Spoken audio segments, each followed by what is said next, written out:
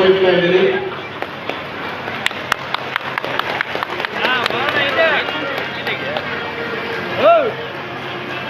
ಹಾಗೆ ಶ್ರೀಮಠದ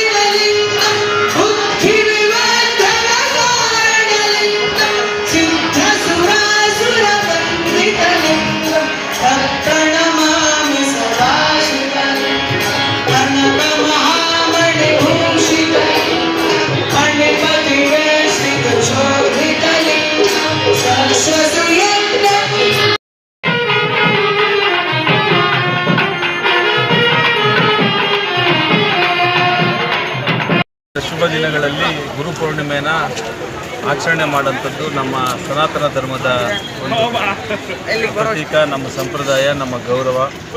ಈ ದೇಶನ ಸಾಧು ಸಂತರಿಂದ, ಸನಾತನ ಧರ್ಮದಿಂದ, ಆಧ್ಯಾತ್ಮಿಕತೆಯಿಂದ ಸಮಾಜದ ಸಾಕಷ್ಟು ತೊಡಕುಗಳು, ಸಮಸ್ಯೆಗಳನ್ನು ನಿವಾರಣೆ ಮಾಡುವಂಥ ನಿಟ್ಟಿನಲ್ಲಿ ಗುರುವರ್ಯರು ಭಗೀರಥ ಪ್ರಯತ್ನನ ಮಾಡಿರ್ತಾರೆ.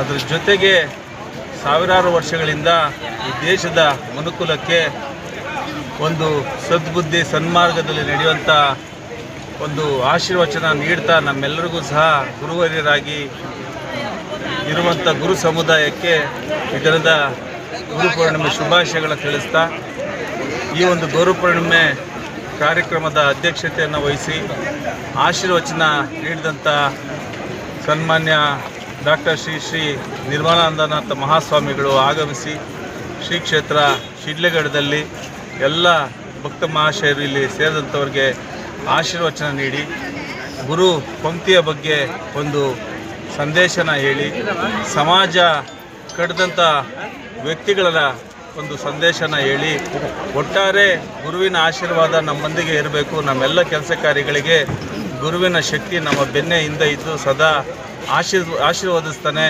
ನಾವು ಪ್ರಯತ್ನದ ಮೂಲಕ ನಮ್ಮ ಕೆಲಸನ ನಾವು ಮಾಡಬೇಕು, ಫಲ ದೇವರ ರೂಪದಲ್ಲಿ ಗುರು ನಮಗೆ ಆಶೀರ್ವದಿಸ್ತಾನೆ ಅಂತ ಒಂದು ನೀತಿ ವಾಕ್ಯನ ಹೇಳುವುದರ ಮೂಲಕ ನಮಗೆ ಇವತ್ತು ಆಶೀರ್ವಚನನ ನಿರ್ಮಲಾನಂದ ಮಹಾಸ್ವಾಮಿಗಳು ಮಾಡಿರ್ತಾರೆ. ಆ ನಿಟ್ಟಿನಲ್ಲಿ ಇಲ್ಲಿ ನೆರೆದಂಥ ಎಲ್ಲ ಭಕ್ತ ಮಹಾಶಯ, ಗುರುವರಿಯರಿಗೆ, ಶಿಕ್ಷಕರಿಗೆ, ನಮ್ಮ ಯಶಸ್ಸು ಬಯಸುವಂಥ ಎಲ್ಲ ಸ್ನೇಹಿತರು, ಹಿತೈಷಿಗಳು, ಸಾರ್ವಜನಿಕ ಬಂಧುಗಳು ಎಲ್ಲರಿಗೂ ತಮ್ಮ ಮುಖೇನ